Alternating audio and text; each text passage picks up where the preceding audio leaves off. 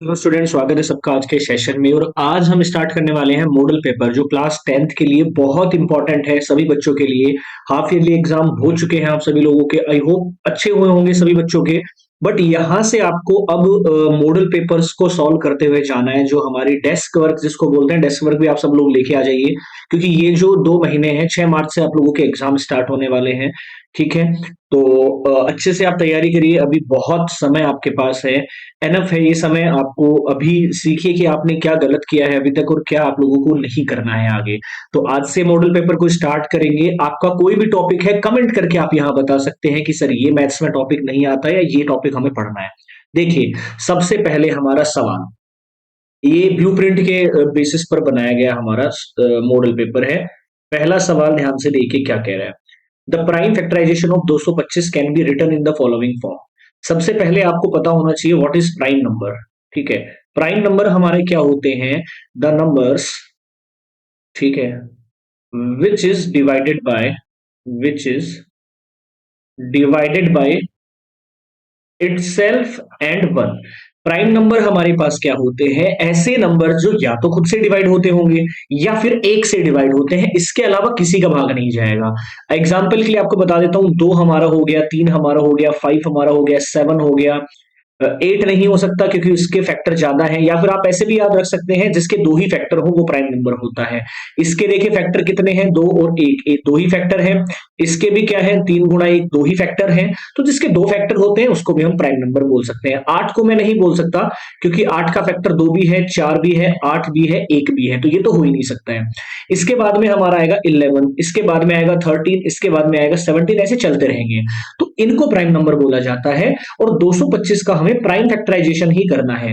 अब फैक्टराइजेशन मतलब prime number से ही मैं डिवाइड करके इसको निकाल सकता हूं। तो सबसे पहले देखिए, लास्ट में 5 है तो 5 से भाग जाएगा। 5 चौके 20, 5 नामे, सॉरी, 5 5 25। फिर से 5 का चला जाएगा, 5 नामे 45। अब 3 का चला जाएगा, 3 3 9 और 3 एकम 3। तो 225 के जो प्राइम फैक्टर आए ना, वो क्या है हमारे पास? ये हमारे पास आए हैं। लेकिन ऑप्शन पावर्स में दे रखा है, तो पावर्स में ही आप कन्वर्ट कर लीजिए। 3 की पावर 2 गुणा 5 की पावर 2 आ जाएगा। तो यहां से हमारा option number A should be the right answer.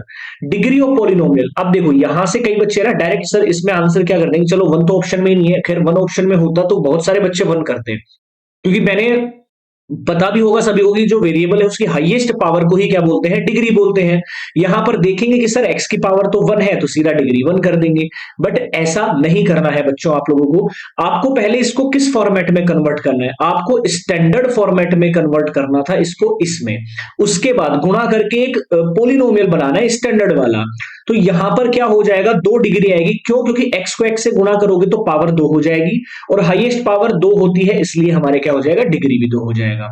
अगला है, in the equation y minus 3/7 minus x/2 बराबर 1। ये हमें एक इक्वेशन दे रखी है। y बराबर 10 है तो x का मान पूछा गया है, तो आप रख दीजिए। देखिए, y माइनस 3/7 माइनस में x/2 बराबर 1 है। y की वैल्यू 10 रख दीजिए, 10 में से 3 गया 7, यानी कि 7/7 आ जाएगा, माइनस x/2 बराबर 1। ये हमारा 1 हो जाएगा। इस 1 से ये 1 चला जाएगा, समझ रहे हो? ये उधर भेज देंगे तो x/2 बराबर 1 आएगा। तो x का मान कितना आ गया यहां से?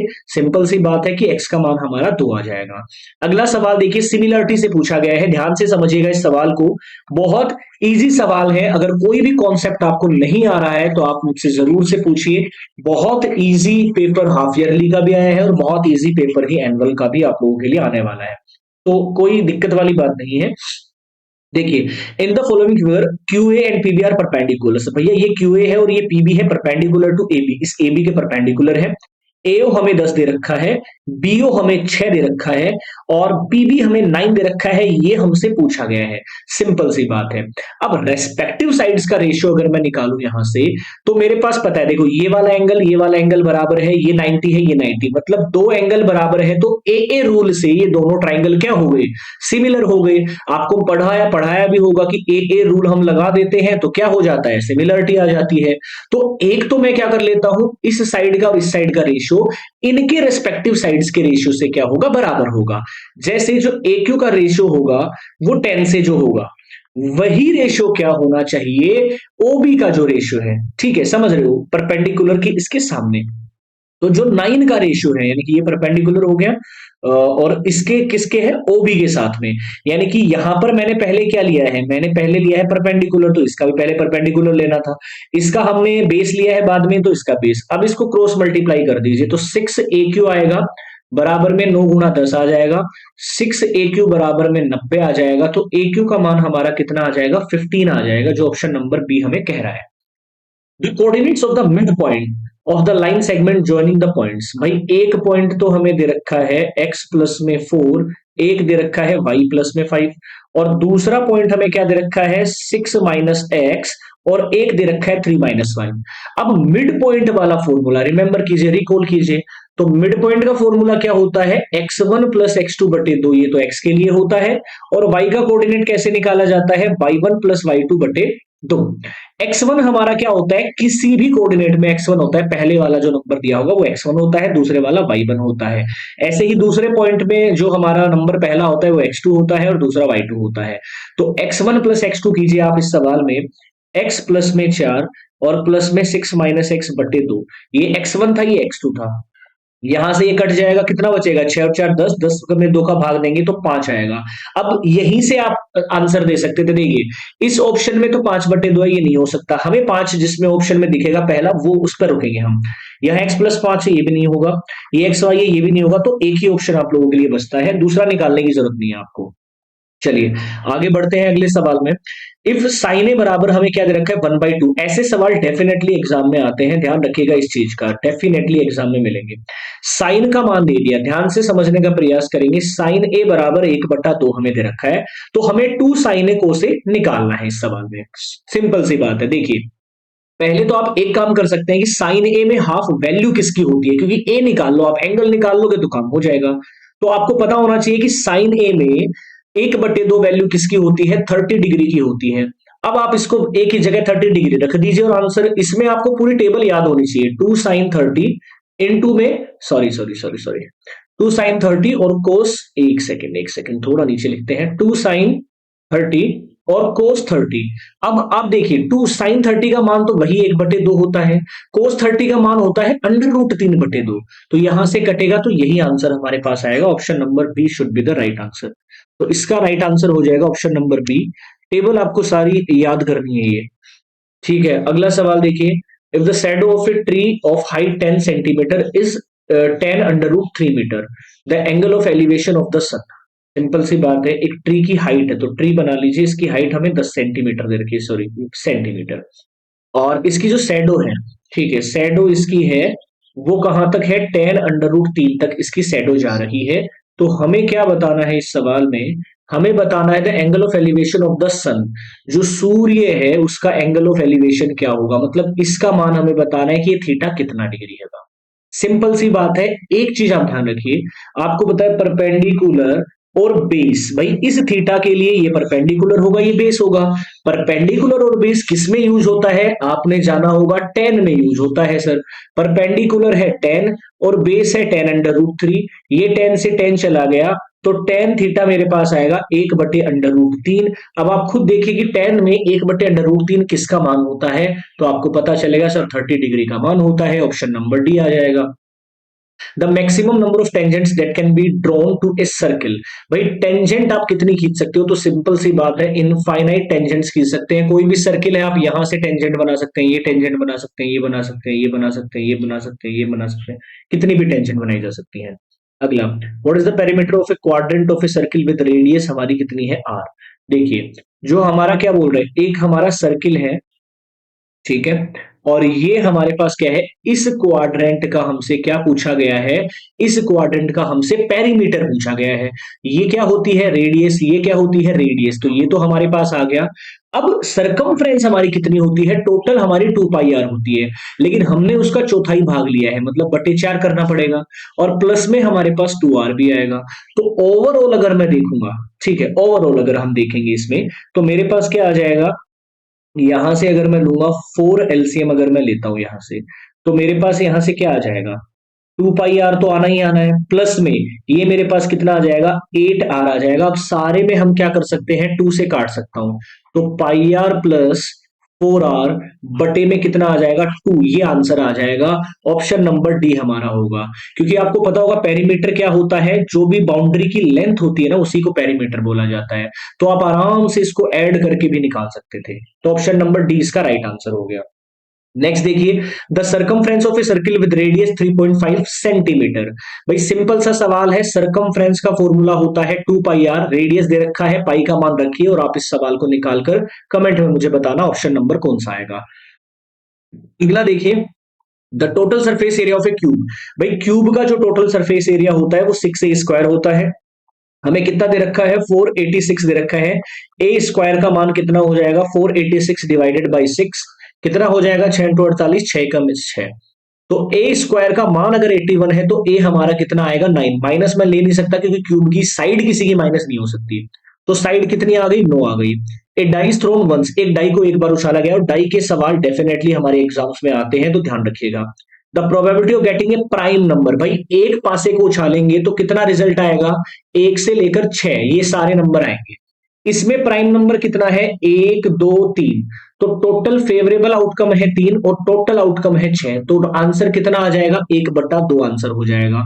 The product of two numbers is इतना, दो नंबर्स का प्रोडक्ट दिया गया है। अब ये हमारा एक्सरसाइज नंबर 1 से है।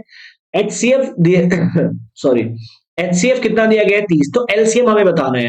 तो आपको इसके लिए ना एक थ्योरम याद, एक फॉर्मूला याद होना चाहिए जो बहुत काम आता है आप सभी बच्चों के। ये फॉर्मूला बेस्ड सवाल एचसीएफ एलसीएम के आते ही आते हैं, तो इनका बड़ा विशेष ध्यान रखना है। किसी को अगर एचसीएफ एलसीएम नहीं निकालना आता तो कमेंट करके मुझे बता सकते हैं। देखिए फॉर्मूला हमारा क्या होता है, एलसीएम गुणा में एचसीएफ बराबर क्या होता है, प्रोडक्ट ऑफ टू नंबर। ठीक है, product of two numbers. LCM हमें निकालना है तो मैं एलसीएम को सेम रखूंगा। एचसीएफ 30 दिया गया है और प्रोडक्ट ऑफ टू नंबर कितना दिया गया है, ऑलरेडी कितना दिया गया है, 1080। तो एलसीएम यहां से कितना आ जाएगा, 1080 बटे 30। 0 से 0 गया, 3 3 9, 3 6 18, मतलब 36 आंसर इसका आएगा, ऑप्शन नंबर सी। देखिए जीरोस निकलवाना भी आपसे डेफिनेटली पूछा जाता है। The zeros of the quadratic equation, भाई एक क्वाड्रेटिक इक्वेशन दी गई है, ठीक है, x square minus 6x plus 8, इसके जीरोस निकालने हैं। जीरोस का मतलब x के मान निकालने हैं। अब दो मेथड होते हैं x के मान निकालने के लिए, या तो आप श्रीधराचार्य वाला फॉर्मूला यूज कर सकते हैं। ठीक है, फॉर्मूला भी मैं आपको बता देता हूं कि श्रीधराचार्य का क्या हमारा फॉर्मूला होता है। या फिर आप मिडिल टर्म को स्प्लिट करके, मतलब बीच में से तोड़ के भी आप निकाल सकते हैं। तो श्रीधराचार्य का फॉर्मूला क्या है, minus B plus minus B square minus 4ac divided by 2a। ये हमारा क्या है, मिडिल फॉर्मूला होता है श्रीधराचार्य सॉरी श्रीधराचार्य का। एक हम मिडिल टर्म को स्प्लिट करके भी कर सकते हैं। वो कैसे किया जाता है, भाई फर्स्ट और थर्ड को मल्टीप्लाई करेंगे, 8x स्क्वायर आएगा। ठीक है, अब हमें दो ऐसे टुकड़े करने हैं जिसको जोड़ने घटाने पर -6 आ जाए और गुणा करने पर प्लस का 8 आ जाए। तो सिंपल सा हमारे पास क्या आ जाएगा, मैं माइनस का 4x और माइनस का ही 2x ले लूंगा, ताकि गुणा करूंगा तो प्लस आएगा और जोड़ूंगा तो माइनस ही रहेगा। अब कॉमन ले लोगे x, तो एक तो आ जाएगा x माइनस 4। एक -2 कॉमन ले लोगे तो ये भी x माइनस 4 आ जाएगा। दो फैक्टर आएंगे, x माइनस 2 और x माइनस 4। और अगर जो भी फैक्टर आता है उसको जीरो के बराबर रख के मैं x का मान भी निकाल सकता हूं। मतलब एक तो आ गया 2 और एक हमारे पास आ गया 4। तो ऑप्शन नंबर इसका आंसर हो जाएगा, पहला ही आंसर हो जाएगा, प्लस में आएंगी दोनों values. The pair satisfying this equation. अब इस सवाल का मतलब क्या हुआ, भाई कोई भी पेयर होता है वो इक्वेशन को सेटिस्फाई करता है। इसका मतलब है कि लेफ्ट हैंड साइड बराबर राइट हैंड साइड आ जाना चाहिए एक्स और वाई का मान रखने पर। तो मैं बारी बारी से रख के भी देख सकता हूं। जैसे 1 और 4 मैंने रखा, तो 1 रखेंगे तो कितना आएगा 3, और 4 रखेंगे तो सॉरी 4 रखेंगे तो कितना आएगा 8 आएगा। और 8 और 3 कितना होता है 11। तो हमारा पहला ही ऑप्शन हमारा सही हो जाएगा इसमें। दो ट्राइंगल्स सिमिलर दे रखे हैं, ठीक है, तो दो ट्राइंगल्स बना लीजिए तो ज्यादा आसानी आप लोगों के लिए रहेगी इस सवाल में। बहुत ही इजी सा ये सवाल भी है।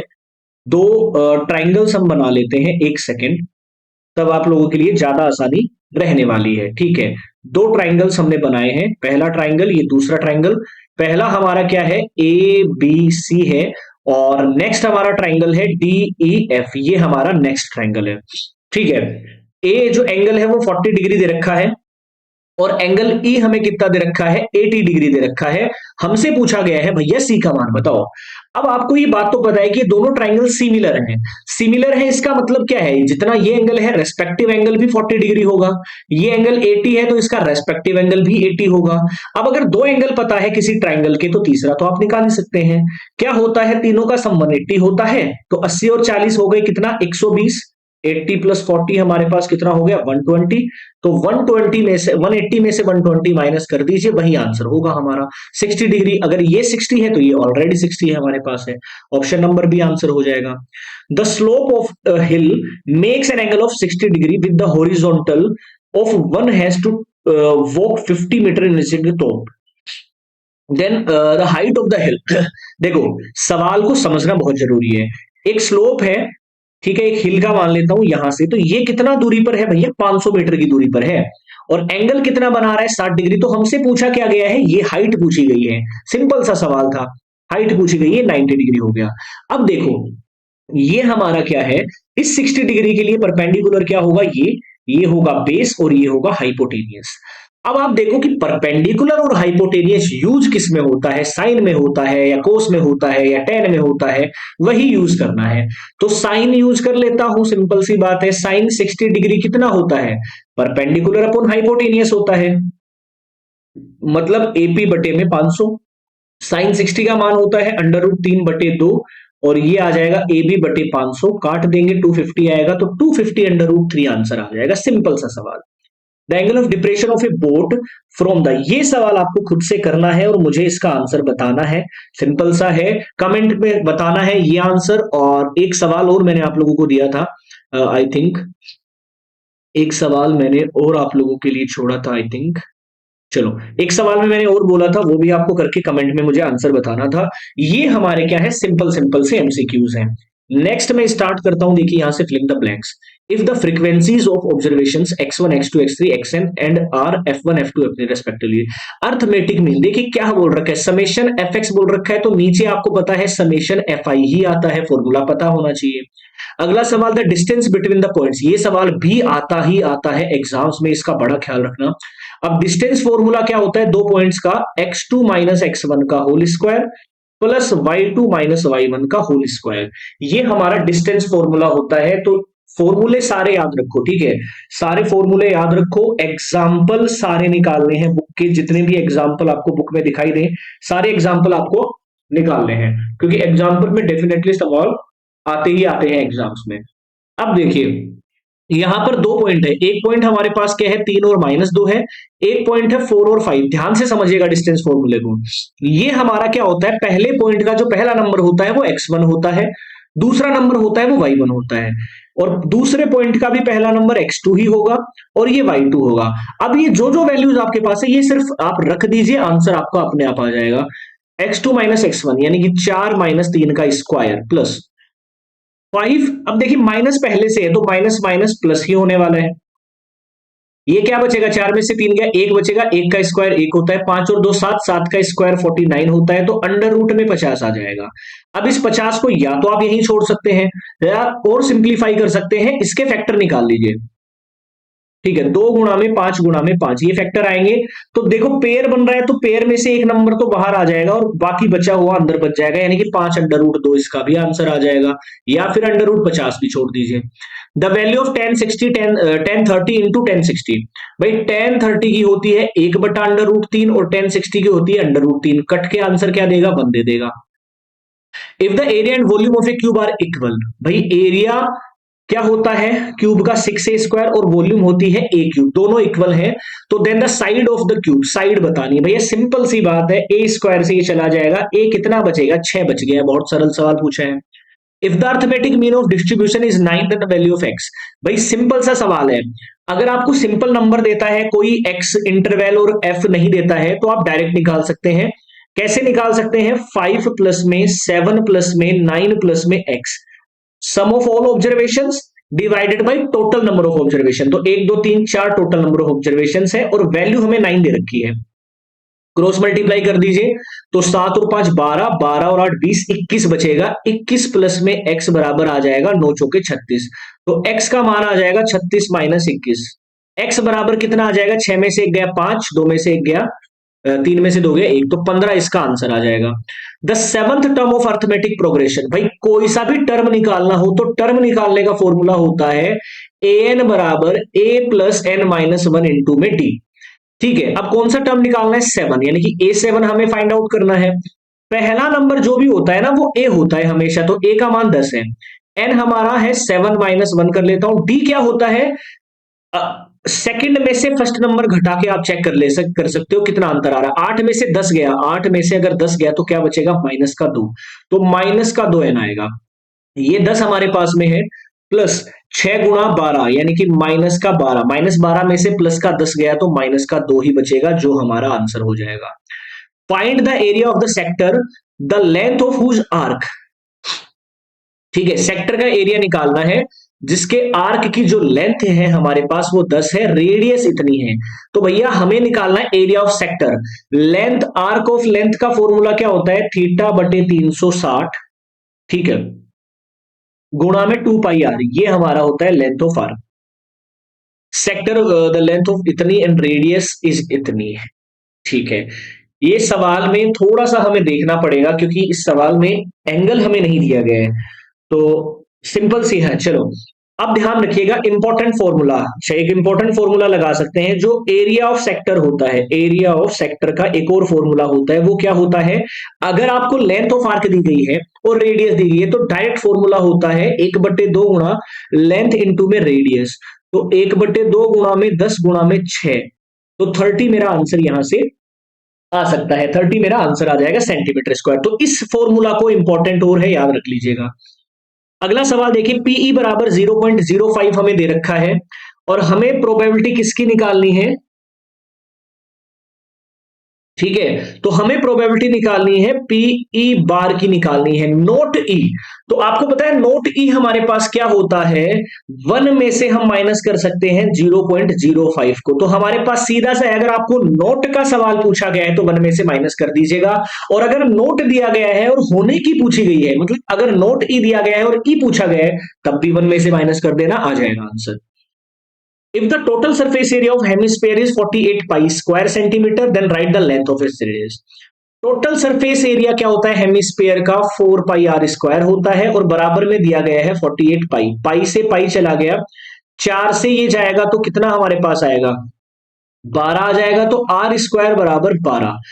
तो हमें क्या बताना है, रेडियस, √12 इसकी क्या आ जाएगी, रेडियस आ जाएगी, या फिर हम लिख सकते हैं 2√3 भी लिख सकते हैं। बड़ा सिंपल सवाल है। अगला सवाल देखिए, 10 तक सवाल हमने 3 का हमने किया है, उसके बाद में चलो ये हमारे आज कौन से थे, एक एक नंबर वाले सारे सवाल हमने इस वाले लेक्चर में देखे हैं। धीरे धीरे हम नेक्स्ट पार्ट में जैसे जाएंगे तो मैं आपको 2-2 नंबर वाले सवाल भी कराऊंगा इसी मॉडल पेपर के, और 3-3 नंबर के सवाल भी करेंगे, 4 नंबर वाले सवाल भी करेंगे। तो आज का यहीं तक रखते हैं, एक एक नंबर के सवाल हमने सारे सीखे हैं। कोई भी सवाल इनमें से ऐसा हो कि जो ना समझ में आया हो, कोई टॉपिक ऐसा हो जो ना समझ में आ रहा हो, तो आप कमेंट करके मुझे जरूर बताइए। मिलते हैं नेक्स्ट पार्ट में, कल की वीडियो में, जो हम आगे इस पेपर को बढ़ेंगे और अच्छे से सीखेंगे एक एक चीज को। जय हिंद।